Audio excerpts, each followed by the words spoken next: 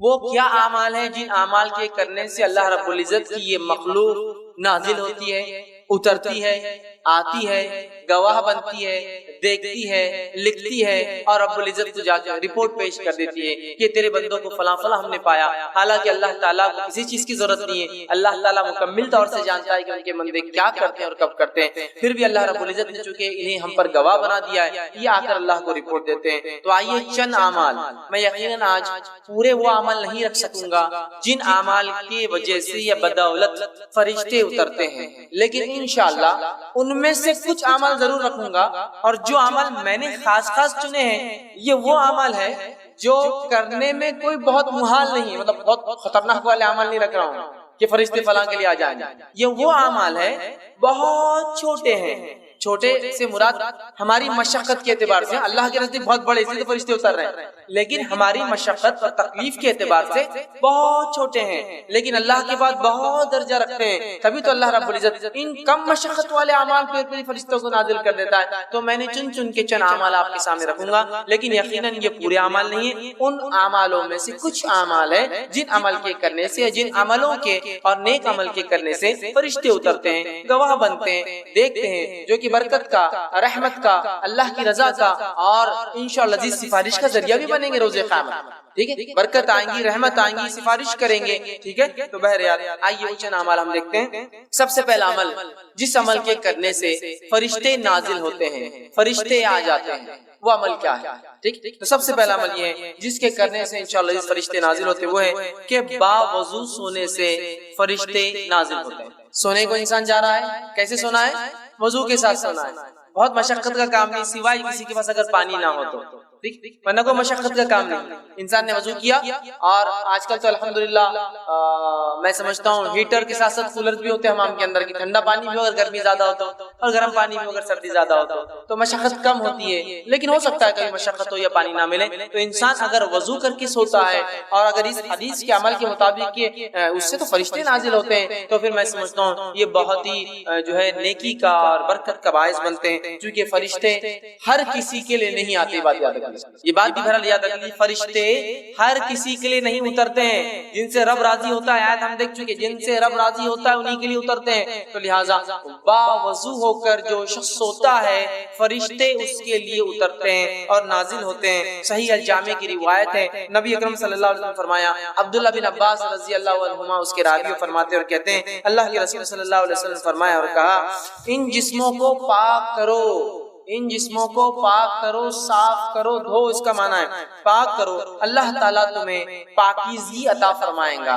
اگر جسموں کو پاک کرو گے تو اللہ پاکیزگی اعمال کے اعتبار سے، سوچ اور وچار کے اعتبار سے انشاءاللہ عطا فرمائیں گا۔ تو اسلام میں پاکیزگی بڑی اہم چیز ہے، اور جب میں پاکیزگی کی بات کر رہا ہوں تو اپنے گھر کے حد تک کی پاکیزگی کی بات نہیں ہو رہی، پاکیزگی اپنے جسم کی، پاکیزگی جہاں ہم رہتے ہیں اس کی، پاکیزگی ہمارے محلوں کی، پاکیزگی جو ہمارے شہروں کی، اور پاکیزگی ہمارے ملکوں کی۔ ظاہر ہونا چاہیے کہ ہاں یہ مسلمان ہے اور یہ پاک باز قوم ہے، اس لیے کہ ان کا دین انہیں ہر چیز میں صاف ستھرائی کا حکم دیتا ہے، اور اسلام اتنا پاکیزہ دین ہے، میں آپ کو کیا بتاؤں کہ نبی اکرم صلی اللہ علیہ وسلم جب کھانے کے لیے جاتے تو آپ ہاتھ کو دھویا کرتے، ہاتھ کو دھویا کرتے، مطلب کھانے سے پہلے ہاتھ دھونا یہ اتنا اہم عمل ہے۔ یہ میں اس لیے آپ کو رکھ رہا ہوں کہ دنیا کے اندر یونیسیف کی طرف سے یا ورلڈ ہیلتھ آرگنائز WHO کی طرف سے ایک دن دنیا بھر میں منایا جاتا ہے، ہینڈ واشنگ ڈے، تاکہ لوگ عادی ہو ہاتھ دھو، چکے اکثر لوگ بغیر ہاتھ دھو کے کھانا کھاتے ہیں، اور اکثر بیماریوں کی وجہ سائنسی اعتبار سے بغیر ہاتھ دھو کے کھانا کھانا،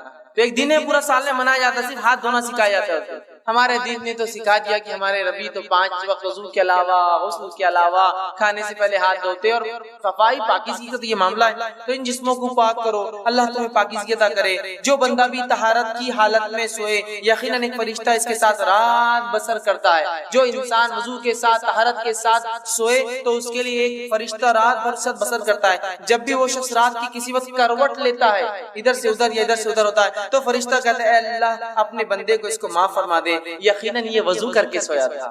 سبحان اللہ. وضو کر کے سویا, رات میں کروٹ لے رہا ہے, آرام اس کو مل رہا ہے, ایک فرشتہ تعینات ہے, رات بھر دیکھ رہا ہے. جب بھی اس نے کروٹ بدلی وہ اللہ سے دعا کرتا ہے, اللہ اس کی مغفرت کر دے, اس کو بخش دے. وجہ یہ وضو کر کے سویا تھا, تیرا پاکیزہ بن رہا ہے. دیکھیے کتنی بڑی بات ہے صرف وضو کر کے. اور یہ وضو کر کے سونا یاد رکھیے اس حالت میں بھی ہے کہ اگر آپ کو غسل نہ بھی ہو تو, اس لیے کہ وضو ایک مستقل عبادت ہے. غسل ہونا نہیں ہونا ایک دوسری چیز ہے. حالانکہ غسل اگر نہ ہو تو وضو سے آپ عبادت نہیں کر سکتے, لیکن وضو خود عبادت ہے. نبی اکرم صلی اللہ علیہ وسلم جنابت کی حالت میں ہوتے, جنوبی ہوتے, لیکن آپ جب اپنے بیویوں سے ملتے تو سونے سے پہلے آپ نے فرمایا اگر غسل نہ کر سکے تو وضو کر لیا کرو. اس لیے کہ جنوبی مطلب جو آدمی جنابت کی حالت میں ہوتا, بیوی سے ہم بستری کیا ہوتا ہے, فرشتے اس سے دور بھاگتے ہیں, لیکن وضو کرنے سے نزدیک آ جاتے ہیں. تو وضو کر کے آپ وضو مستقل عبادت ہے. تو وضو کا معمول رکھیے, وضو سے سویا کیجئے, غسل ہو نہ ہو, عورتیں ناپاکی کریں لیکن وضو کر کے سوئے. حدیث میں وضو کرنے والے کی فضیلت ہے. انسان جنابت کی حالت میں وضو کر کے سوئے, اس لیے کہ وضو کرنے والے کی کروٹ پر فرشتہ کھڑا ہے, انتظار کر رہا ہے, کروٹ بھی وہ دعا کر رہا ہے. فائدہ تو ہمارا ہم نہیں لے رہے ہیں, اور ایک فرشتہ ہمارے لیے مغفرت کی دعا کر رہا ہے. تو یہ مخلوق اللہ کی بڑی پاکیزہ مخلوق ہے. اگر یہ دعا کرتے ہیں تو یہ عمل کوئی معمولی اللہ کے نزدیک نہیں ہے, بڑا اہم عمل ہے. وضو کا عادت بنا لیجیے, دن ہو رات ہو, وضو ٹوٹے کہ دوسرا وضو کر لیں, وضو ٹوٹے کہ دوسرا وضو, ایک عادت بنا لیجیے تاکہ انشاءاللہ اس موت بھی آیا تو وضو کی حالت میں انسان چلے جاتے. تو بڑی اہم چیز یاد رکھیے. تو وضو کا معاملہ رکھے. اور ان لوگوں کے لیے اس میں بہت بدبختی کی علامت ہے جو طہارت سے دن میں بھی رہتے تو رات میں کیا وضو کر کے سوئیں گے. بدبختی ہے نا, ظاہر سی بات ہے. ایسے لوگوں کے لیے فرشتے تھوڑی آئیں گے, شیاطین ساتھ رہیں گے ان کے, تو ہے نا. تو بہرحال کتنی بڑی فضیلت وضو کی آتی ہے. دوسرا وہ کام جس کے کرنے سے فرشتے نازل ہوتے ہیں, فرشتے اترتے ہیں, دعائیں کرتے ہیں. اور ظاہر سے فرشتوں کا اترنا یہ بہت سارے معنوں میں لیا جا سکتا ہے. دعا کرتے ہیں, مغفرت کی دعا کرتے ہیں, رحمت کی دعا کرتے ہیں, برکتیں لاتے ہیں, نصرت اور مدد کرتے ہیں. ٹھیک ہے, بہت سارے معنی ہو سکتے ہیں اس کے, ان کے اترنے کی. کئی چیزیں یہ کر سکتے ہیں اگر یہ اترتے ہیں تو. یہاں دوسری چیز جس چیز کے کرنے سے حدیث میں آتا ہے کہ فرشتے نازل ہوتے ہیں, اس چیز میں سے ایک چیز ہے اہل ذکر کی مجالس. ایسے لوگ جو اللہ کا ذکر کرتے ہیں ان مجالس کو بھی فرشتے گھیر لیتے ہیں. مطلب ان کے لیے نازل ہوتے, اترتے ہیں, نہ صرف اترتے ہیں بلکہ گھیر لیتے ہیں. آئیے تھوڑا سا حدیث کو, جو کہ بخاری کی روایت ہے, میں حدیث کے پورے الفاظ آپ کے سامنے رکھنے کی کوشش کرتا ہوں کہ کیا فائدے اللہ کے ذکر کی مجلس کے. اور اللہ کے رسول نے لعنت بھیجی ایسی مجلسوں پر جو اللہ کے ذکر سے شروع اور ختم نہیں ہوتی ہے. تو آئیے سنیے, بخاری کی روایت آپ سے فرماتے ہیں اللہ تعالیٰ کے کچھ فرشتے ایسے ہیں جو ذکر کرنے والی مجلسوں کو, مجلس مطلب کچھ لوگ بیٹھے اور اللہ کے ذکر سے ہر بار مراد نہیں کیا بیٹھ کے سبحان اللہ انشاءاللہ ماشاءاللہ کہتے رہے, بلکہ اس کا معنی یہ جہاں بھی اللہ کا ذکر ہوتا ہے بات. تو آپ فرماتے ہیں ذکر والوں کو تلاش کرتے ہوئے جو ہے راستوں میں گھومتے پھرتے رہتے ہیں. جب وہ کسی ایسی جماعت کو, ایسی مجلس کو پاتے ہیں جو اللہ کا ذکر میں مصروف ہوتی ہے, تو وہ ایک دوسرے کو پکار کر کہتے ہیں آ جاؤ جو کام کے لیے آئے تھے یہاں ہو رہا ہے. اللہ فرشتے اپنی پیٹرولنگ پہ نکلے ہوئے گھوم رہے ہیں, تلاش کر رہے ہیں لوگ. جیسے ان کو اپنے ٹارگٹ آڈینس مل گیا, فوراً کہا چلو سب آ جاؤ, ادھر ایک کام ہو رہا ہے جس کے لیے ہم گھوم رہے تھے. پکارتے اور کہتے ہیں کہ ادھر آؤ, یہاں تمہاری حاجت جو چیز کے لیے نکلے طلب کی چیزیں وہ یہاں ہے. وہ اہل مجلس کو آسمانی دنیا تک اپنے پروں سے ڈھانپ لیتے ہیں, اور اتنے جمع ہوتے ہیں چونکہ ان کو پر ہوتے ہیں, اور ایک پر ایک تہبت ہے پہلے آسمان تک چلی جاتی ہے ان کی جو ہے تعداد. اتنا گھیرتے ہیں اس مجلس کو کہ یہاں جہاں ذکر ہو رہا ہے وہاں سے لے کر فرسٹ اسکائی تک, پہلے آسمان تک بولے مجلس کو اپنے پروں سے ڈھانک لیتے ہیں. جب وہاں سے فارغ ہو کر جو ہے اللہ کے پاس جاتے, مجلس ختم ہو گئی وہ اللہ کے پاس چلے گئے اپنا کام کر کے, چونکہ ان کا کام یہی ہوتا ہے صرف ذکر والوں کی مجلسوں کو نوٹ کرے اور چلے جائے. تو وہ جو ہے ان کا رب ان سے پوچھتا ہے, حالانکہ اس کی سب پتا ہوتا ہے. اللہ پھر بھی ان سے سوال کرتا ہے, حالانکہ اللہ کو حاجت نہیں, اسے پتا ہے کہ کیا ہوا تھا. سوال کرتا ہے اور جو ہے وہ پوچھتا ہے, اللہ تعالیٰ کہتا ہے میرے بندے کیا کہہ رہے تھے, کیا کر رہے تھے وہ. تو فرشتے جواب دیتے ہیں وہ تیری تسبیح, تکبیر, تحمید اور تمجید بیان کر رہے تھے, تیری بزرگی, پاکیزگی, بڑائی بیان کر رہے تھے وہ لوگ. پھر اللہ تعالیٰ ان سے پوچھتا ہے کیا انہوں نے مجھے دیکھا ہے, کیا وہ لوگ جو میرے بارے میں اتنا کچھ کر رہے تھے کیا مجھے دیکھا ہے. فرشتے کہتے اللہ کی قسم انہوں نے تجھے نہیں دیکھا, اللہ تیری قسم تجھے دیکھا نہیں انہوں نے, پھر بھی کرتے ہیں دیکھا ہے. اللہ تعالیٰ فرماتا ہے اگر وہ مجھے دیکھ لے تو ان کا کیا حال ہوگا. پھر جب بغیر دیکھے وہ یہ سب کر رہے تھے اپنی مجلسوں میں, تو اے فرشتوں اگر مجھے دیکھ لے تو کیا ہوگا. تو فرشتے جواب دیتے ہیں, فرماتے ہیں فرشتے عرض کرتے ہیں اگر وہ تجھے دیکھ لے تو تیری اس سے بھی زیادہ عبادت کرنے لگیں گے. اگر دیکھ لے, جب نہیں دیکھا تو اتنی کر رہے تھے, اللہ اگر دیکھ لے تو بہت کریں گے. آگے یہ ہوتا ہے اس سے بھی زیادہ تیری بزرگی جو ہے اور اس کی جو بڑائی بیان کریں گے, پاکیزگی بیان کریں گے. تو اللہ تعالیٰ سوال کرتا ہے وہ کیا مانگ رہے تھے, کیا مانگ رہے تھے, ان کا سوال کیا تھا, جو چیز مانگ رہے تھے. فرشتے فرماتے جواب دیتے ہیں وہ تجھ سے تیری جنت مانگ رہے تھے. انسان ظاہر سی بات ہے دنیا میں کوئی عمل کیوں کرتا ہے, جنت کا متلاشی طلبگار ہوتا ہے, تو وہ تجھ سے تیری جنت مانگ رہے تھے. اللہ تعالیٰ فرماتا ہے اور کہتا ہے کیا انہوں نے میری جنت دیکھی ہے جو مانگ رہے تھے مجھ سے؟ تو فرشتے کہتے ہیں اللہ تیری قسم انہوں نے جنت دیکھی نہیں ہے. اللہ فرماتے ہیں اگر دیکھ لے تو وہ کہتے ہیں اگر وہ جنت دیکھ لے تو کیا ہی حال ہوگا ان کا, مطلب اور بڑھ چڑھ کے کریں گے. اگر ایک انسان کو یہ کہا جائے کہ یہ ملیں گا, 10ویں پاس ہو جاؤ تو گاڑی دلائیں گے, گاڑی آئی نہیں ہاتھ میں ابھی, تو خوشی کی لہر دوڑ اٹھتی. تو اللہ پوچھتا ہے کیا جنت دیکھی ہے کیا انہوں نے؟ وہ فرشتے کہتے ہیں اللہ تیری قسم جنت نہیں دیکھی. تو اللہ پوچھتا ہے اگر دیکھ لے تو کیا حال ہوگا ان لوگوں کا؟ تو وہ جو ہے اسے اگر دیکھ لے تو اس کے لیے ان کی حرص طلب اور شدید ہو جائیں گے. اللہ اگر تو دکھا دے تو بہت شدت سے وہ اعمال کریں گے جس اعمال کی وجہ سے تو جنت دیتا, بہت شدید طلب ان کی بڑھ جائیں گی اور اس میں ان کی رغبت اور زیادہ ہو جائیں گی. اللہ تعالیٰ پوچھتا ہے وہ کس چیز سے پناہ مانگ رہے تھے؟ چلو مانگ تو جنت رہتے لیکن کس چیز سے میری پناہ چاہتے تھے؟ تو فرشتے کہتے ہیں عرض کرتے ہیں وہ جہنم کی آنکھ سے تیری پناہ مانگ رہے تھے اللہ. تو اللہ تعالیٰ سوال کرتا کیا انہوں نے جہنم کو دیکھا ہے؟ تو فرشتے جواب دیتے ہیں فرماتے ہیں عرض کرتے ہیں تیری قسم ہے اللہ انہوں نے جہنم کو ابھی دیکھا نہیں ہے. اللہ تعالیٰ فرماتا اگر دیکھ لے تو کیا حال ہوگا؟ تو فرشتے کہتے ہیں اگر دیکھ لے تو اس سے کہیں زیادہ اور بھاگیں گے اور دوڑیں گے, عمل کریں گے. جنت بھی دیکھیں گے تو بھاگیں گے, جہنم بھی دیکھیں گے تو نیکی کی طرف بھاگیں گے, گناہوں کو مطلب چھوڑ دیں گے, دوڑیں گے. فرمایا اللہ تعالیٰ پھر فرماتا ہے بس میں تمہیں اس بات کا گواہ وٹنس بناتا. اب تم نے یہ سب کہہ دیا, رپورٹ دے دی, تو بس میں اب تمہیں اس بات کا گواہ بناتا ہوں کہ میں نے ان تمام کو جو اس مجلس میں بیٹھے ہیں بخش دیا, مغفرت. تاثم فرماتے ہیں جو فرشتوں کا اللہ یہ کہتا ہے اس مجلس میں سے, فرشتوں کی مجلس میں گروپ میں سے ایک کہتا ہے, ایک فرشتہ سوال کرتا ہے اللہ آپ سب کو بخش دے رہے ہیں, تو سب کو معاف کر دے رہا ہے مجلس میں. حالانکہ اس مجلس میں کچھ ایسے بندے تھے جو ایسا جا رہے تھے, جاتے جاتے 2 منٹ آ کر بیٹھ گئے, مطلب تھوڑی دیر آ کر بیٹھ گئے. ان کی نیت بھی نہیں تھی, ان کا کوئی انٹینٹ نیت بھی نہیں تھی کہ اس مجلس میں خاص آئے, اس کے لیے سفر کرے, بس ایسے گزر رہے تھے. کسی نے دیکھا مجلس چل رہی ہے, آئے مجلس میں بیٹھے, کچھ باتیں مجلس میں سن لی, ٹھیک ہے. تو اللہ رب العزت جواب دیتا ہے اس فرشتے کو جو سوال کرتا ہے, ایک تو نیت سے نہیں آیا تھا, بس یوں ہی بیٹھ کر چلا گیا اور تو نے تو سب کو معاف کر دیا ساری مجلس میں. تو اللہ تعالیٰ جواب دیتا ہے اور فرماتا ہے یہ اللہ کو یاد کرنے والے ہم نشین ہیں کہ ان کے ساتھ بیٹھنے والے بھی محروم نہیں رہتے. اللہ کی مجلس, اس کا ذکر, اس کی بات اتنی اہم ہے کہ اللہ رب العزت فرماتا ہے ان میں خالی چلتے ہوئے بغیر نیت کے بیٹھنے والا بھی محروم نہیں رہتا ہے. اس لیے علماء لکھتے ہیں اچھے لوگوں کی صحبت بڑی اہم چیز ہے. یہاں اچھے اور نیک لوگ جمع تھے, جس میں ایک انسان یوں ہی چلتے چلتے آ کر بیٹھ گیا تو اپنی مغفرت کروا کر نکل گیا وہاں سے. نیک لوگوں کی صحبت معمولی چیز نہیں ہے, ہمیں چاہیے کہ ہم نیک لوگوں کی صحبت اختیار کریں, اس لیے کہ صحبت بہت اثر انداز چیز ہوتی ہے. بہرحال تو اللہ کے ذکر کرنے والی مجلسوں کو فرشتے کے لیے نازل ہوتے ہیں. تیسری چیز, قرآن پڑھتے وقت جو ہے سکینت لے کر فرشتے اترتے ہیں. تیسرا کام جسے کرنے سے فرشتے اترتے ہیں وہ کیا ہے؟ قرآن کا جو ہے قرآن کی تلاوت. صحیح مسلم کی روایت ہے, نبی اکرم صلی اللہ علیہ وسلم فرماتے ہیں اور کہتے ہیں ایک شخص سورہ کہف پڑھ رہا تھا اور اس کے یہاں جو ہے 2 لمبی رسیوں سے اس نے اپنا گھوڑا باندھ رکھا تھا. سو اس پر ایک بدلی آنے لگی. وہ جب سورہ کہف پڑھنے لگا تو ایک بدلی بادل آنے لگی اور وہ گھومنے لگی, مطلب وہ بادل جو ہے گھومنے لگی, وہ بدلی جو تھی گھومنے لگی اور قریب آنے لگی. جیسے جیسے وہ پڑھ رہا تھا ویسے ویسے قریب آ رہی تھی. اس کا گھوڑا اس کو دیکھ کر بدکنے لگا, ڈرنے لگا کہ کیا ہو رہا ہے. پھر جب صبح ہوئی تو وہ نبی اکرم صلی اللہ علیہ وسلم کے پاس آیا اور ذکر کیا اللہ کے رسول ایسا ایسا ہوا. تو آپ نے فرمایا یہ جو تسکین ہے جو قرآن کی برکت سے اتر رہی تھی, اور ایک روایت میں وہ فرشتے تھے جو سکینت کو لے کر تجھ پر اتر رہے تھے. تو قرآن کی تلاوت اور بالخصوص سورہ کہف کی تلاوت کرنے سے سکینت اترتی ہے, اور سکینت کو جو لاتے ہیں وہ ہوتے ہیں فرشتے. تو اگر کوئی انسان تلاوت قرآن کرتا ہے تو سکینت طاری ہوتی ہے. اللہ ہم پر رحم کرے. ہمارے گھروں میں تو قرآن کبھی کبھار کھلتا ہے. اگر پوچھا جائے, میں آپ سے بدگمانی نہیں کر رہا ہوں لیکن ایک عام سوال, عام بات کہہ رہا ہوں, کسی سے پوچھا ہے آخری بار قرآن کب پڑھے تھے, تو دادا کا انتقال ہوا تھا تب نکلا تھا. اب کب ہوگا, تو اب انتظار کر رہے ہیں, کوئی اور جائیں گا تو پڑھ دیں گے. پھر اس کے لیے یہی حالت.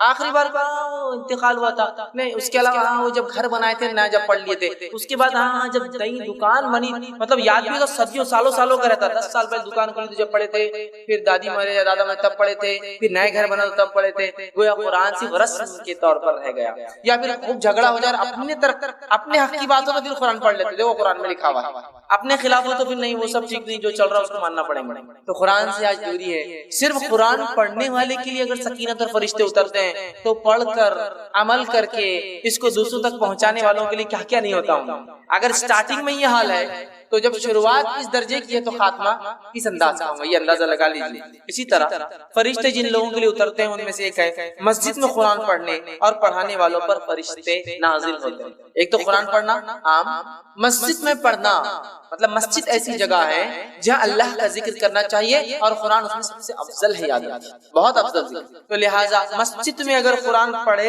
اور پڑھائے، پڑھنے اور پڑھانے والوں کے لیے فرشتے نازل ہوتے ہیں۔ ابو ہریرہ رضی اللہ عنہ حدیث کی راوی فرماتے اور کہتے ہیں، یہ صحیح مسلم کی روایت ہے، جو شخص، میرا حدیث لمبی ہے اس کا خالی وہ ٹکڑا رکھتا ہوں، جب لوگ اللہ تعالیٰ کی کتاب پڑھنے اور پڑھانے کے لیے اللہ تعالیٰ کے گھروں میں سے کسی گھر میں جمع ہوتے ہیں تو ان پر اللہ تعالیٰ کی رحمت اترتی ہے جو انہیں ڈھانپ لیتی ہے، فرشتے انہیں گھیر لیتے ہیں اور اللہ تعالیٰ فرشتوں میں ان کا ذکر کرتا ہے۔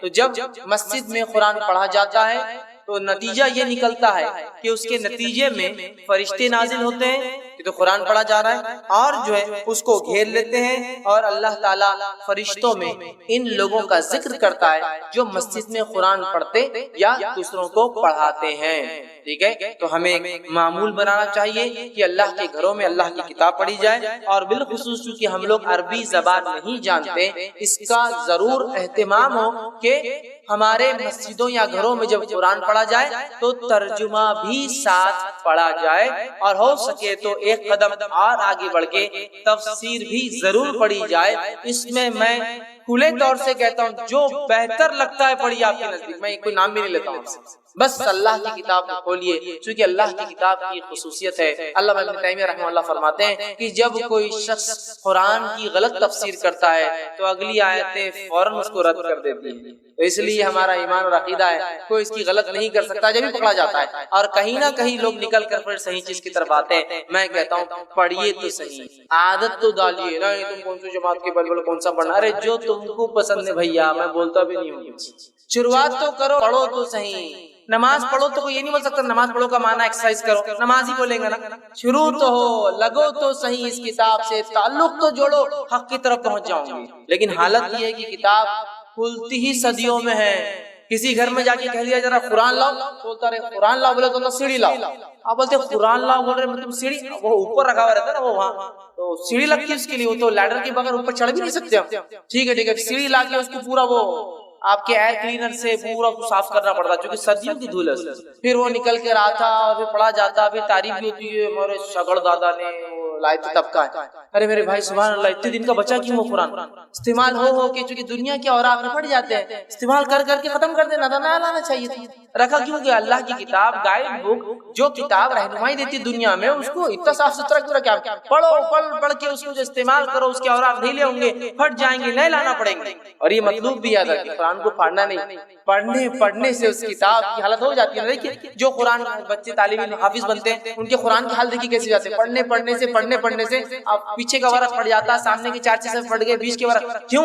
اس لیے کہ وہ استعمال کر رہا ہے نا، اس کتاب کو یوز کر رہا ہے، تو دنیاوی کاغذ تو خراب ہو جاتا ہے۔ تو ہماری تو یہ حالت ہے، پڑھنے پڑھانے کا نظم ضرور بانی۔ اسی طرح وہ عمل جس کے کرنے سے فرشتے نازل ہوتے ہیں، اس میں سے ایک عمل ہے سوتے وقت آیت الکرسی کا پڑھنا، اس سے فرشتے نازل ہوتے ہیں۔ اور اتنا سادہ، اتنا آسان، اتنا چھوٹا عمل ہے آیت الکرسی، 10 جملے اس میں، صرف آیت تو ایک ہی ہے لیکن جملے 10 ہے، اس میں 10 جملے، ایک آیت، وہ بھی نہیں ہوتا سوتے وقت، ہے نا۔ اور ویسے بھی بہت سارے لوگوں کو ذکر کا موقع کہاں ملتا ہے، ٹی وی دیکھتے آنکھ بند ہوتی، ٹی وی چالو ہے، آوازیں چالو ہے، جب تک آوازیں آئی نیند بھی نہیں آتی، سائیکولوجیکل ڈسٹرب ہو گئے اس کو دیکھ کر، اطمینان کھو بیٹھے ہیں، شور کے اندر نیند آتی، تو پھر وہ دیکھتے ہیں سوری کہاں اللہ کا ذکر، اور کیا ہے آیت الکرسی، پڑھا کیجئے۔ صحیح بخاری کی روایت ہے، ابو ہریرہ رضی اللہ عنہ فرماتے ہیں، حدیث بہت لمبی ہے، اتنا وقت نہیں کیونکہ بہت طویل حدیث ہے، آپ سب جانتے بھی اس روایت کو۔ ابو ہریرہ رضی اللہ عنہ فرماتے ہیں، میں جو ہے زکوٰۃ کی کھجوروں پر مجھے تعینات کیا گیا تھا، رات میں ایک شخص آیا اور زکوٰۃ کی کھجوریں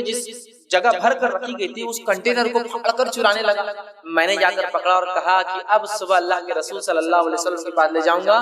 کھجور چرا رہے تھے، زکوٰۃ کا مال چرا رہے تھے۔ تو کہا نہیں نہیں میرے بیوی بچے بہت بھوکے، میں کل نہیں آؤں گا، تم چھوڑ دو۔ کہا ٹھیک ہے اب کل نہیں آنا، چھوڑ دیتے، چونکہ رحم کھا کر یار بیچارہ بھوکے بچے بھی، چلو ٹھیک۔ صبح اٹھتے ہیں فجر میں کہتے اللہ کے رسول کر رہا تھا، ایک آدمی آیا تھا کھجور چرا رہا تھا، پھر آپ سے کہا کیا ہوا؟ تو کہا وہ بولا بیوی بچے بھوکے تو میں نے لے جانے دیا۔ تو کہا ابو ہریرہ آج پھر آئیں گا؟ اللہ کے رسول نے تو کہا لیکن کہ نہیں آئیں گا، نے کہا آج آئیں گا۔ ابو ہریرہ رضی اللہ عنہ فرماتے اب تو میں مستعد تھا، چونکہ آپ سے نے بول دیے تھے اب آئیں گا تو بس آنے ہی والا۔ میں کھڑا تھا اور آیا وہ پھر چرا تھا، پھر میں نے پکڑا، کہا آج تو گیا، اب تو لے جاؤں گا آپ کے سامنے اور صبح ذلیل کروں گا، چوری کر رہا تھا۔ تو کہا نہیں میرے بیوی بچے بھوکے تھے، میں پریشان تھا، اب کل نہیں آؤں، یہ بات آتا۔ کہا ٹھیک ہے چلے جائے، رحم کھا لیا۔ تیسرے دن پھر یہ ہوا، دوسرے دن آپ کے پاس فجر میں ملے، آپ نے فرمایا کیا ہوا رات؟ تو کہا اللہ کے رسول صلی اللہ علیہ وسلم آپ نے کہا تھا وہ آیا اور میں بالکل تعینات تھا، پھر کہاں ہے؟ تو کہا میں نے چھوڑ دیا رحم کھا کر۔ کیوں؟ بولے وہ اس کی بیوی بچے بھوکے تھے، پھر میرے سے بڑی آہو بکا کرنے لگا، گزارش ہے چھوڑ دو۔ کہا ابو ہریرہ آج پھر آئیں گا۔ کہا آج پھر تو کہاں جانا؟ تو ابو ہریرہ فرماتے ہیں میں نے سوچ لیا کہ آج تو اس کو نہیں چھوڑوں گا، گیا۔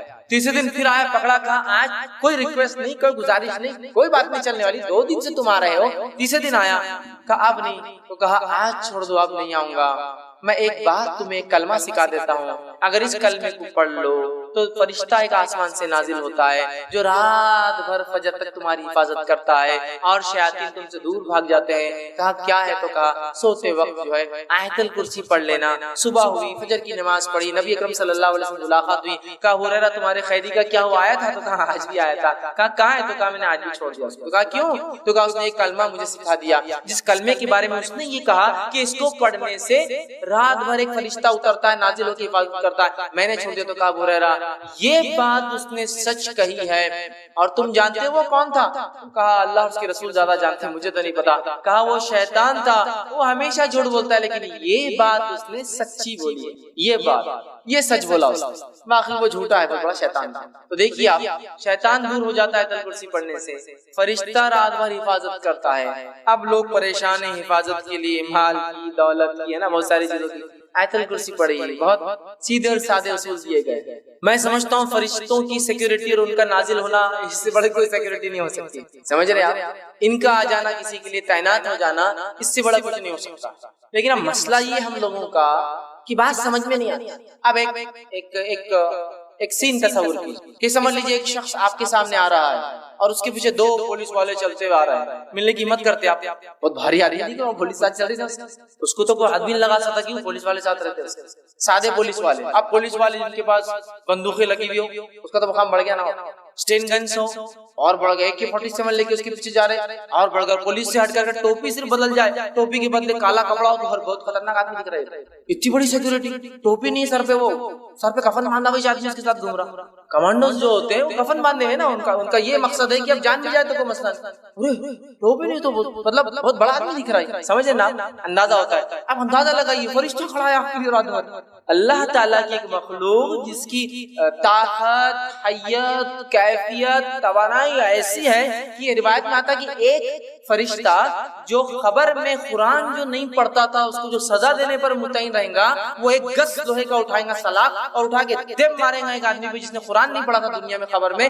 اتنے زور سے وہ آدمی چلائیں گا اور اس کا سر ریزہ ریزہ بن کے ہوا میں اڑ جائیں گا کہ تمام مخلوق زمین و آسمان کی سوا جن اور انس کو چھوڑ کر اس کی چیخ کو سنیں گی۔ تو آپ نے کہا کہ وہ فرشتے کے بارے میں معلوم ہے تم کو، گز جو مارتا ہے وہ گز کا ویٹ کیا ہے؟ ہوا نے کہا نہیں ہم کو نہیں پتا کیسے مارتا ہوں گا ویٹ۔ تو کہا وہ ایک گز اگر اٹھا کر دنیا کے سب سے بڑے پہاڑ پر ماری جائے تو پہاڑ کو پاؤڈر میں تبدیل کر دے گا ذرات، اتنا ویٹڈ اور اتنا خطرناک وہ پنچ ہوتا ہے، ٹھیک ہے، وہ پڑیں گے گز، اور اس گز کو پہلے سے لے کر آخری انسان اور پہلے سے لے کر آخری جن سب بھی مل جائے تو اس کو ہلا بھی نہیں سکتے جگہ سے، اتنا ہیوی گز صرف ایک فرشتہ اٹھاتا ہے۔ طاقت بتا رہا ہوں کتنی ہوتی ہے، فرشتے سارے انسان اور جن بھی مل جائے تو وہ گز کو موو نہیں کر سکتے جگہ سے، جو وہ اٹھا کر ماریں گے اس کو قیامت تک۔ قرآن نہیں پڑھنے والے کا میں نے اس لیے کہا نا، دنیا میں بیڑا غرق، خبر میں بیڑا غرق، آخرت میں بیڑا غرق۔ اور بہت سے لوگ قرآن سے بڑی عجیب دشمنی پال رکھی ہے، ایسی عجیب دشمنی کہ قرآن پڑھنے کے بدلے کاٹے کھڑے ہوتے ہیں ان کے آنکھ، اور شیطان کے بدلے اعوذ باللہ من الشیطان پڑھے تو یہ بھاگ جاتا نکل کے۔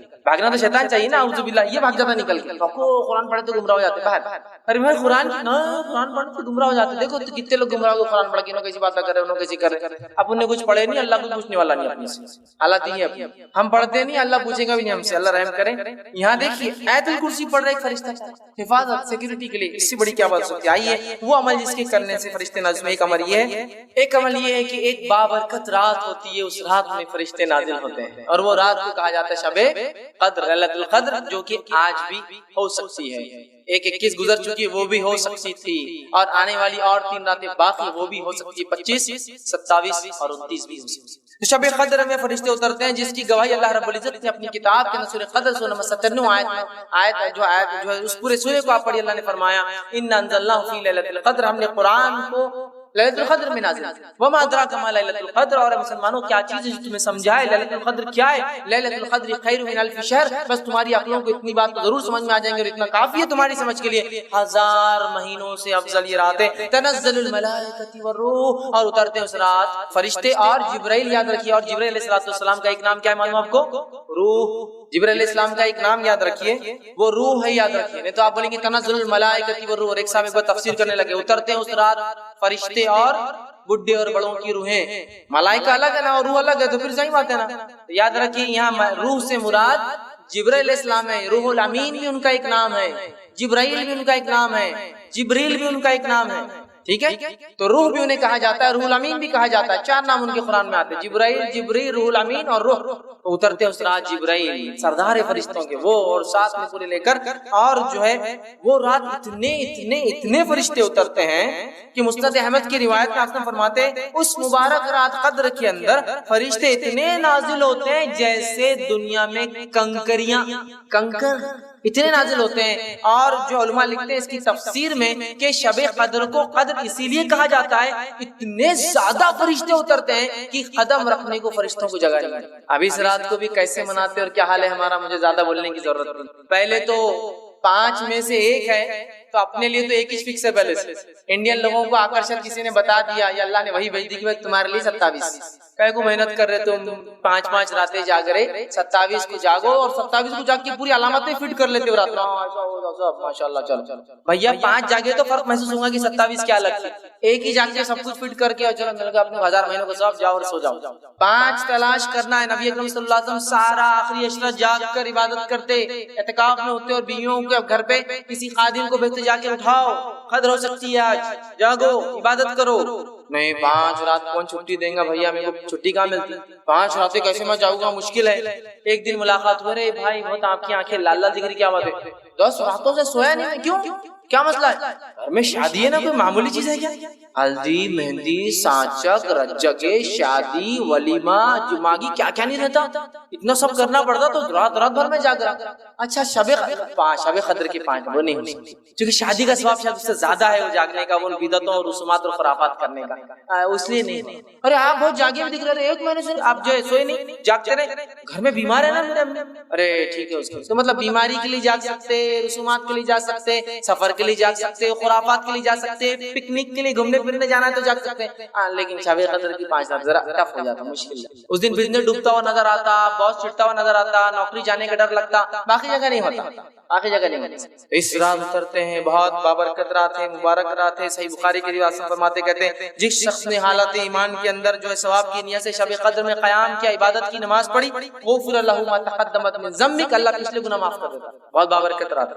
اسی طرح وہ عمل جن کے کرنے سے فرشتے نازل ہوتے ہیں، ایک عمل یہ ہے استقامت، جم جانا اپنے دین پر، اس سے بھی فرشتے نازل ہوتے ہیں۔ اللہ رب العزت سورہ فصیلت سورہ نمبر 41 آیت 30 سے فرماتا ہے، کہتا ہے ان الذين قالوا ربنا الله ثم استقاموا تتنزل عليهم الملائكة الا تخافوا ولا تحزنوا وابشروا بالجنة التي كنتم توعدون۔ اللہ فرماتا ہے، کہتا ہے بے شک جن لوگوں نے یہ کہا کہ ہمارا رب اللہ ہے، اور تم مستقیم اور اس پر جم گئے، استقامت حاصل کری، تتنزل عليهم الملائكة، تو ان کے اوپر اترتے ہیں فرشتے، اللہ تخافوا، اور کہتے ہیں اگر خوف مت کھاؤ، وتحزنوا، اور غم بھی مت کھاؤ، ڈرو بھی مت، خوف بھی مت کھاؤ، پریشان بھی مت ہو، وابشروا، اور بشارتیں دیتے ہیں جنت کی جس کا تم سے وعدہ کیا جائے۔ کتنی بڑی بات ہے، استقامت دین پر جم جانے کا نہیں. اب استقامت تو بڑی دور کی بات، دھکے دھکے پر ایمان آ رہا اور جا رہا.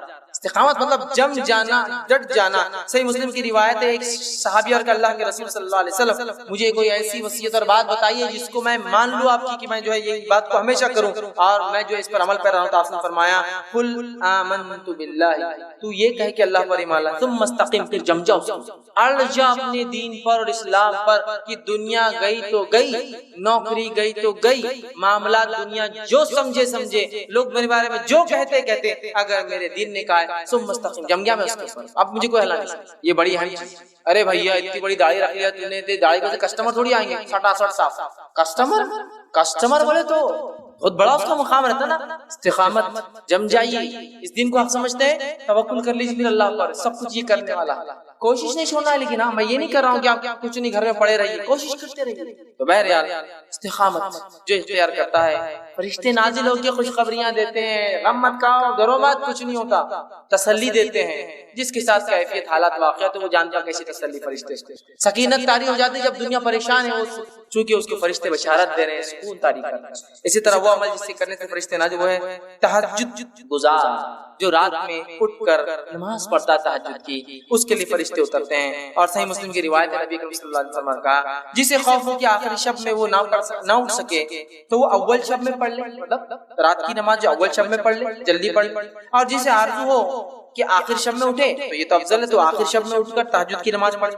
اس لیے کہ آخر شب کی نماز ایسی ہے کہ اس میں فرشتے نازل ہوتے ہیں اور وہ افضل ہے. تو تہجد اول بھی پڑھی جاتی ہے، عشاء کے بعد پڑھی جا سکتی ہے، اور آخری وقت اس کا سحر کا آخری وقت تب بھی پڑھی جا سکتی ہے. اور اگر آخری وقت میں پڑھو تو فرشتے حاضر ہوتے ہیں. دیکھیے تہجد جو شخص پڑھتا ہے فرشتے حاضر ہوتے ہیں.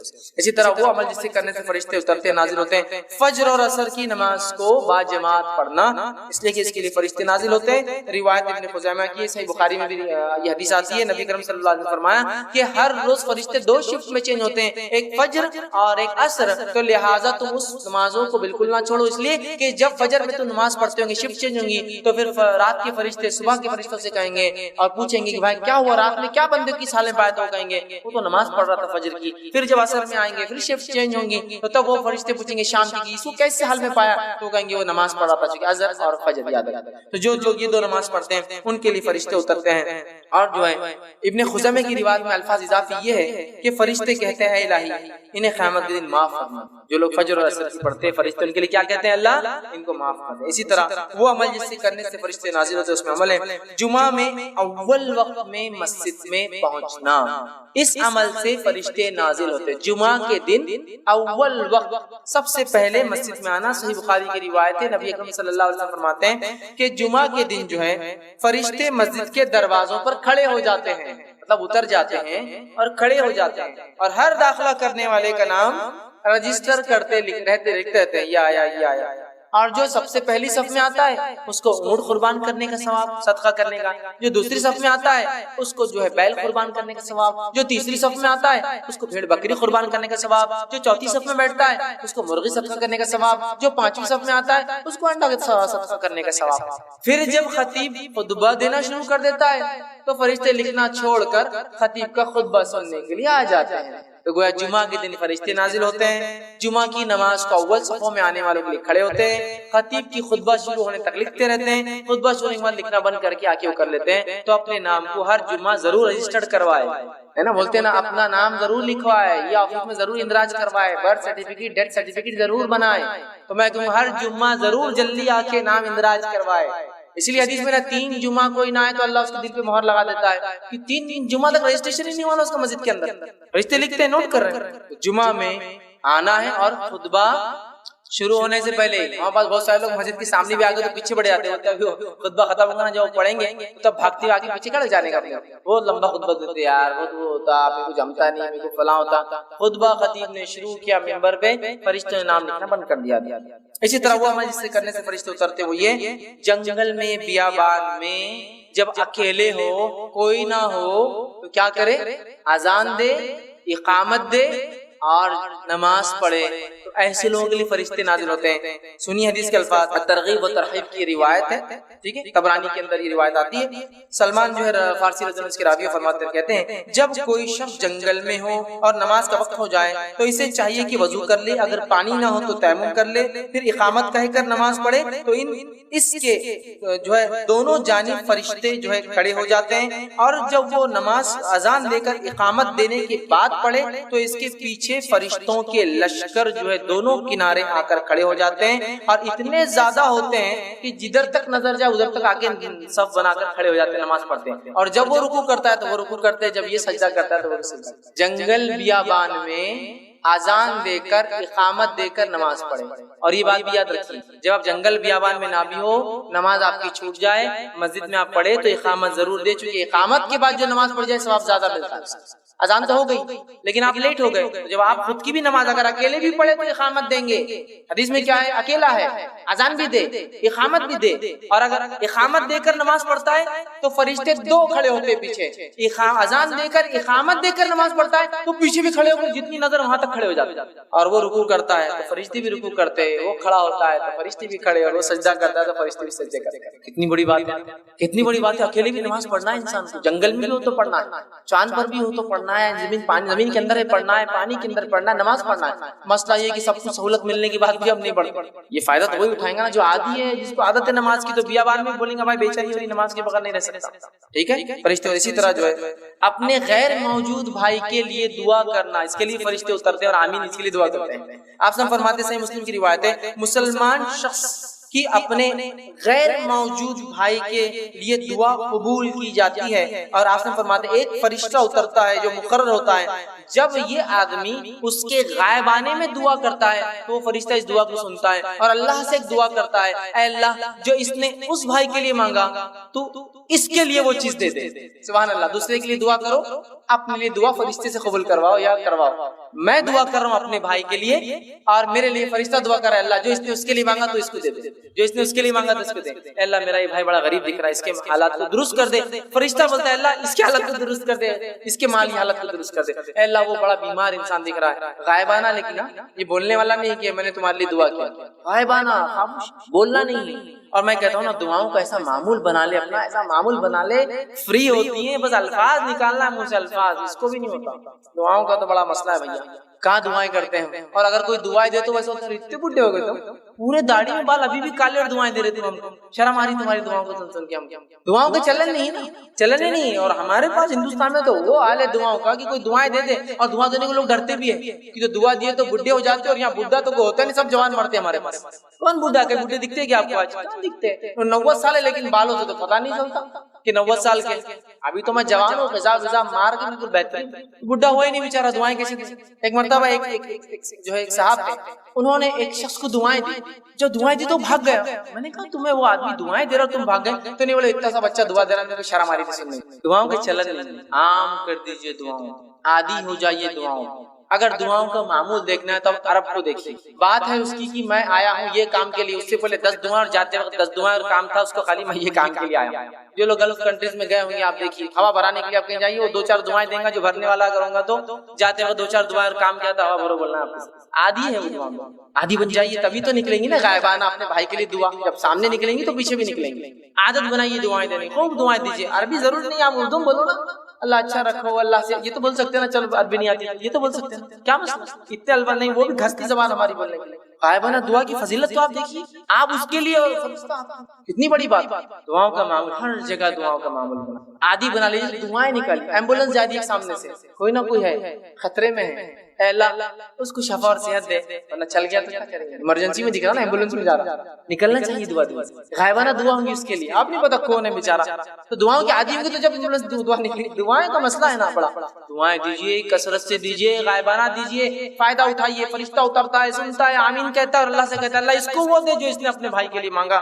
بہت بڑی بات ہے، یاد رکھیے بہت بڑی بات ہے فرشتوں کا ہمارے لیے دعا کرنا، وہ عمل جسے کرنے سے فرشتے نازل ہوتے ہیں، دعائیں کرتے ہیں، اس میں سے ایک عمل یہ اللہ کے لیے کسی بھائی سے ملاقات کے لیے جانا، اللہ کے لیے کسی بھائی سے ملاقات کے لیے جانا۔ صحیح مسلم کی روایت ہے، آپ سے فرماتے اور کہتے ہیں ایک آدمی دوسری بستی کی طرف جانے لگا اپنے ایک دینی بھائی سے، مسلمان بھائی سے ملنے کے لیے، تو اللہ تعالیٰ نے راستے میں ایک فرشتے کو تعینات کر دیا اس کی آزمائش کے لیے، اس سے پوچھنے کے لیے کر دیا۔ جب وہ اس فرشتے کے پاس پہنچا تو اس فرشتے نے پوچھا کہاں جا رہے ہو؟ تو اس شخص نے کہا میں اس بستی میں اپنے بھائی سے ملنے کے لیے جا رہا ہوں۔ فرشتے نے پوچھا کیا تو نے اس پر کوئی احسان کیا ہے جس کی وجہ سے تو وہاں جا رہا ہے، جیسا کچھ لینا ہے اس سے، کوئی احسان پیسے دیا ہوا تو ادھار واپس لینے جا رہا کچھ کرنے، احسان کیا ہے؟ تو اس پر کوئی احسان کیا ہے جسے تو بڑھانا چاہتا ہے یا لینا چاہتا ہے؟ کہا نہیں، بس میں اتنی سی بات کے لیے جا رہا ہوں کہ اللہ تعالیٰ مجھ سے راضی ہو جائے، اس خاطر چونکہ میں اس سے اللہ سے محبت کرتا ہوں اور میرا رب مجھ سے راضی ہو جائے بول کر میں اپنے اس بھائی سے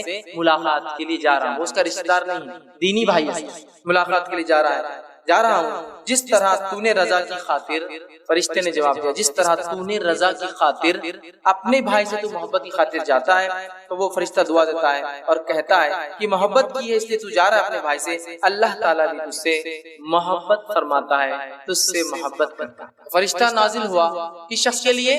جو اپنے بھائی سے صرف اللہ کے لیے ملنے ہے نا۔ تو یہ بھی معمول بنائیے اپنے دوست، رشتہ دار تو اور زیادہ حقدار ہے، لیکن ایسے لوگ جو دینی اعتبار سے ہے ملاقات کیجیے ان سے جا کر، یہ بڑا افضل عمل ہے۔ اللہ کے فرشتے نازل ہوتے ہیں ایسے لوگوں کے لیے، دعائیں کرتے اور اللہ محبت کرنا شروع کر دیتا ہے، ٹھیک ہے۔ اسی طرح جو ہے وہ شخص جس کے لیے فرشتے نازل ہوتے ہیں ان میں سے ایک ہے لوگ اس سے رشتہ توڑے اور وہ ان سے رشتہ جوڑے رکھے، لوگ اس سے رشتہ توڑے اور وہ ان سے رشتہ جوڑے رکھے، ایسے لوگوں کے لیے بھی فرشتے نازل ہوتے ہیں۔ صحیح مسلم کی روایت ابو ہریرہ رضی اللہ عنہ فرماتے کہتے ہیں کہ اللہ کے رسول صلی اللہ علیہ وسلم نے کہا کہ آپ کے پاس ایک شخص آیا اور اس نے کہا اللہ کے رسول میرے کچھ رشتہ دار ہیں کہ میں ان سے تعلق جوڑتا ہوں اور مجھ سے تعلق توڑتے ہیں، میں ان سے حسن سلوک کرتا ہوں وہ میرے ساتھ برا سلوک کرتے ہیں، میں ان کے ساتھ تحمل اور بردباری مطلب معاف کرتا ہوں، درگزر کرتا ہوں، ظاہر کرتا ہوں اور وہ میرے ساتھ نادانی سے پیش آتے ہیں۔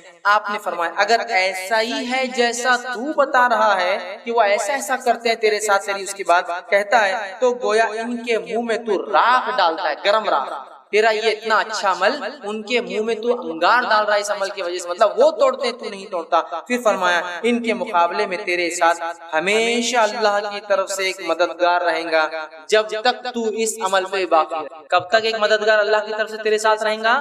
جب تک وہ رشتہ توڑے اور تو جوڑتے رہے، ایک فرشتہ تیرے ساتھ ہمیشہ مددگار بن کر رہے گا، سیکیورٹی فرشتہ ہے آپ کے ساتھ۔ بڑی اہم بات ہے، بہت اہم چیز یاد رکھیے۔ علی بن ابی طالب رضی اللہ عنہ کے اوپر کہا گیا کہ آپ خلیفہ ہیں، پروٹیکشن لے لیجیے، حفاظت کے لیے کچھ لوگ رکھتے ہیں، تو کہا اللہ نے فرشتے تعینات کر رکھے ہیں، جب تک وہ رہیں گے کوئی مجھے نقصان نہیں پہنچا سکتا، جب اللہ انہیں پھٹنے کا دے دے گا تو کوئی مجھے بچا نہیں سکتا، تو کوئی زیادہ فائدہ ہونے والا نہیں ہے، حفاظتی دستے کتنی اہم بات ہے، یہ بڑی اہم بات ہے۔ اسی طرح مریض کی عیادت کو جانے سے فرشتے نازل ہوتے ہیں، مریض کی عیادت، بیمار۔ مسند احمد کی روایت ہے جو آپ سے فرماتے ہیں جب کوئی مسلمان دن کے کسی گھڑی میں اپنے بھائی کی عیادت کرے تو اللہ تعالیٰ کے 70,000 فرشتے اللہ بھیجتا ہے۔ کتنے فرشتے بھیجتا ہے؟ 70,000 70,000 فرشتے بھیجتا ہے، اور وہ فرشتے اگر دن میں جاتا ہے تو شام تک دعائیں مغفرت کرتے ہیں، اور اگر شام میں جاتا ہے تو صبح تک دعائیں مغفرت کرتے ہیں۔ کس شخص کے لیے؟ جو بیمار کی عیادت کرنے جاتا ہے، اللہ تعالیٰ اس کی ہمیں توفیق دے۔ بیمار کی عیادت محال ہوتا ہے ہمارے میں، لوگ زندگیاں مر جا رہے ہیں، عیادت کرنے سے پہلے گزر بھی جا رہے ہیں، لیکن وقت جائیے 70,000 فرشتے اترتے ہیں اور اس پورے دن دعائیں کرتے اللہ اس کی مغفرت کر، اس کو بخش دے، اس کو معاف کر دے، اس کے گناہ معاف کر، اور صبح سے شام تک، اور شام میں گیا تو صبح تک، سمجھ رہے آپ؟ اور کچھ صحابہ کو تو یہ معمول تھا اگر شام ہونے لگتی، مطلب ابھی دن کا آخری وقت ہوتا تو عیادت کو نہیں جاتے، بولتے رک جاؤ شام ہونے کے بعد جائیں گے تاکہ صبح تک مغفرت کی دعا کریں گے نا فرشتے۔ تھوڑا ٹائم باقی ہے، سمجھ لیجیے مغرب نہیں ہوئی، مغرب سے 15 منٹ ہے، تب سورج غروب ہوگا، دن بدل جائے گا نا شام، تو رک جاتے تھے کہ کیوں؟ کہ تو دن بھر کا ہے نا، رات کریں گا تو رات بھر، مغرب کی بات کریں گا تو فجر تک، اور فجر کی بات کریں گا تو مغرب تک، تو رک جاتے تھے تھوڑا سا اور پھر شام ڈھلنے کے بعد جاتے تاکہ رات بھر فرشتے دعا کریں۔ 70,000 فرشتوں کی دعا چاہیے، آسان عمل ہے، مریضوں کی عیادت کریں۔ لوگ اپنے دین کی دعوت و تبلیغ اس کام کے ذریعے کر رہے ہیں، بڑا اہم عمل ہے، چھوٹا سا عمل ہے، بڑا اہم عمل ہے، اس لیے کہ جب بیمار انسان ہوتا ہے نا وہ کسی کی بھی کوئی بھی بات میں آ جاتا ہے، بیمار کو آپ کو یہ کر دیا وہ کر لیتا ہے، یہاں خرچ کیجیے کر لیتا ہے، یہ دے دیے دے دیتا، وہ کھا لو کھا لو، چونکہ اس کو شفا چاہیے، اس کو بیماری سے نجات چاہیے نا۔ ایسے موقع پر اگر حق والے لوگ نہیں جائیں گے تو پھر کون جاتے؟ باطل چلے جاتے، کچھ بھی سنا دیتے، کوئی بھی طریقہ بتا دیتے ہیں، پھر آپ بولتے رہے وہ ایسا کر رہا ہے وہ غلط ہے، تو بھائی آپ جا کے بتاؤ نا۔ بیماری ایک موقع ایسا ہوتا ہے لوگ سنتے ہیں، جانا چاہیے، ٹھیک ہے۔ اسی طرح جو وہ عمل جس سے کرنے سے فرشتے نازل ہوتے وہ یہ ایک شخص تھے جو بہت نیک و سعادت مند تھے، ان کے جنازے میں جو ہے فرشتے شامل ہوئے، بہت نیک انسان تھے، اور جو ہے یہ روایت جو ہے سنن ابو داؤد کی ہے، لیکن حدیث کے اندر وہ کون صحابی تھے ان کا کوئی تفصیلات تذکرہ نہیں ہے، لیکن ایک نیک انسان تھے۔ نبی اکرم صلی اللہ علیہ وسلم کے جنازے میں پیدل چلنے لگے، صحابہ نے کہا اللہ کے رسول سواری پہ چلیے نا، آپ تھک جائیں گے، آپ نے کہا نہیں، پھر واپس آنے لگے تو پھر کہا اللہ کے رسول صلی اللہ علیہ وسلم سواری پہ چلیے نا، تھک جائیں گے۔ اس سے پتہ چلا بوڑھا انسان یا بیمار انسان سواری پر بھی قبرستان جا سکتا ہے۔ پھر جب آئے تو کہا اللہ کے رسول آپ نے آج ہماری سواری نہیں لی، ہم تو چاہ رہے تھے کہ آپ سواری پہ جانا، سواری پہ جانا۔ تو آپ نے فرمایا کہ اس جنازے کے ساتھ فرشتے چل رہے تھے تو مجھے درست نہیں لگا کہ میں سواری پہ چلوں جبکہ فرشتے پیدل چل رہے تھے اس جنازے میں۔ تو نیک لوگوں کے جنازے میں فرشتے بھی شامل ہوتے، نبی اکرم صلی اللہ علیہ وسلم وہ کون صحابی تھے ان کی کوئی تفصیلات حدیث نہیں، ٹھیک ہے؟ تو نیک لوگوں کے جنازے میں فرشتے بھی شامل ہوتے ہیں۔ اسی طرح جو ہے نبی اکرم صلی اللہ علیہ وسلم پہ درود بھیجنے سے بھی فرشتے نازل ہوتے ہیں، درود، اور خاص طور سے درود کب بھیجنا چاہیے، اور بالخصوص درود سے مراد درود ابراہیم سب سے افضل ہے، یہ جمعہ کے دن تو خاص کثرت سے بھیجنا چاہیے، زیادہ تر زیادہ، اور درود کے اتنے فضائل ہیں انشاءاللہ میں آگے فرشتے کس کے لیے دعا کرتے ہیں اور کس کے لیے بد دعا کرتے ہیں ایک اور عنوان آ رہا ہے اس میں انشاءاللہ بات رکھوں گا، لیکن مختصر کہتا ہوں فرشتے دعا کرتے اور درود کے فضائل میں ایک بات یہ آتی ہے، ایک صحابی نے کہا اللہ کے رسول اگر میں اپنی دعاؤں میں اگر ایک تہائی ایک چوتھائی درود پڑھوں تو 25% میری دعا کا 25% صرف درود کہ چل جائے گا، تو آپ نے کہا کم ہے، تو کہا 35% اگر درود پڑھوں اور باقی میری دعا ہو، تو کہا زیادہ کرے تو بہتر ہے، تو کہا آدھے میں درود بھیجوں مطلب آدھی دعائیں درود اور آدھی دعائیں اپنے لیے کروں، ٹھیک ہے لیکن اور بڑا تو اچھا ہے، تو کیا کہا پورا میں صرف درود ہی بھیجوں، تو کہا تیرے لیے کفایت کر جائیں گے، کیونکہ جو درود پڑھتا ہے اس کے اللہ مسائل حل کر دیتا ہے اور مصیبت سے نکال دیتا ہے، تو کہا میں آج کے بعد صرف درود ہی پڑھوں گا، دعا کرتا ہی نہیں، آپ سمجھ کچھ نہیں کہا وہ چلے گا۔ اسی لیے آپ دیکھیے جب کوئی آدمی مصیبت میں پھنستا ہے، ہمارے پاس تو نہیں ہوتا لیکن عربوں کو دیکھیے آپ مصیبت میں پھنسا کہ اللہم صلی علی محمد شروع کر درود پڑھنا، چونکہ درود دعا ہے، درود کی وجہ سے مصیبت حل ہو جاتی ہے، کیونکہ آپ سے صحابی کو بتا رہی صحیح روایت ہے، بہت سے علماء کو آپ دیکھیے کوئی حوالہ نہیں ملا تو اللہم صلی علی محمد شروع ہے درود پڑھنا، اس لیے کہ مسئلہ ہے نا حوالہ نہیں مل رہا کہاں ہے، دعا کے بدلے درود۔ تو وہ صحابی نے کیا کہا ایک چوتھائی ایک تہائی آدھا پورا، تو آپ خاموش ہے نا، یہ نہیں کہا کہ نہیں پورے دعا بھی کر، کہا میں آپ صرف درود ہی بھیجوں گا، تو اللہ تیرے سب مسئلے حل کر دیں گا، درود ہی بھیجتا ہے، بڑی بات۔ درود پڑھنے والے کے لیے فرشتے بھی نازل ہوتے ہیں، اور حدیث کے اندر الفاظ اس طرح سے طبرانی کی روایت ہے کہ جو ہے عقبہ بن عامر رضی اللہ عنہ فرماتے ہیں کہ نبی اکرم صلی اللہ علیہ وسلم نے کہا کہ جو شخص جو نبی اکرم صلی اللہ علیہ وسلم درود بھیجتا ہے تو وہ درود آپ تک پہنچا دیا جاتا ہے، یہ نسائی کی روایت ہے۔ ابو داؤد کی روایت میں الفاظ ہیں اپنے گھروں کو قبرستان نہ بناؤ اور میری خبر کو جو ہے میلہ گاہ نہ بناؤ، پھر آگے فرمایا تم میرے اوپر درود پڑھو، بے شک تمہارا درود مجھے پہنچا دیا جاتا ہے چاہے تم جہاں بھی رہو۔ یہ کیسے ہوتا ہے؟ یہ غائب میں ہوتا ہے، اللہ بہتر جانتا ہے معاملہ کیسے ہے۔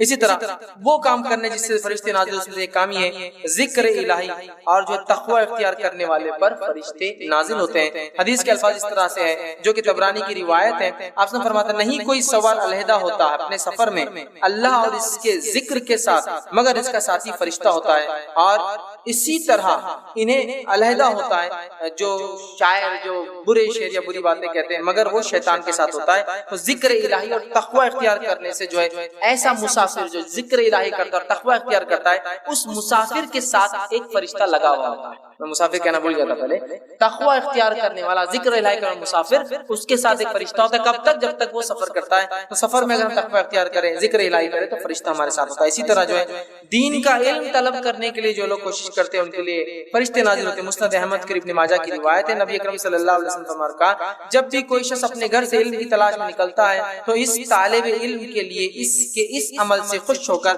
فرشتے اپنے پر اس پر ڈھانک دیتے ہیں، مطلب فرشتے اترتے ہیں اور طالب علم کو گھیر لیتے ہیں پروں سے۔ تو ہمیں دین کا علم خوب حاصل کرنا چاہیے، یاد رکھیے، اس لیے کہ اس پہ علم حاصل کر کے عمل کریں گے دوسرے تک پہنچائیں گے۔ اسی طرح جو ہے قیامت سے قریب مدینہ کی حفاظت کے لیے جو ہے اور مکہ کی حفاظت کے لیے فرشتے نازل ہوں گے، اور حدیث کے الفاظ اس طرح سے بہت لمبی طویل حدیث ہے، اس میں آپ نے فرمایا قیامت سے قریب دجال مدینے میں داخل نہیں ہوا، کیوں؟ اس لیے کہ جب دجال مدینے کا قصد کریں گا تو اللہ تعالیٰ فرشتوں کو نازل کریں گا جو ننگی تلواریں لے کر آئیں گے، تو دجال مدینے اور مکہ میں داخل نہیں ہوں گا۔ اور مدینے کے تعلق سے آپ نے ہاتھ مار کر کہا یہ طیبہ ہے، یہ وہ پاکیزہ جگہ ہے جہاں دجال داخل نہیں ہوں گا۔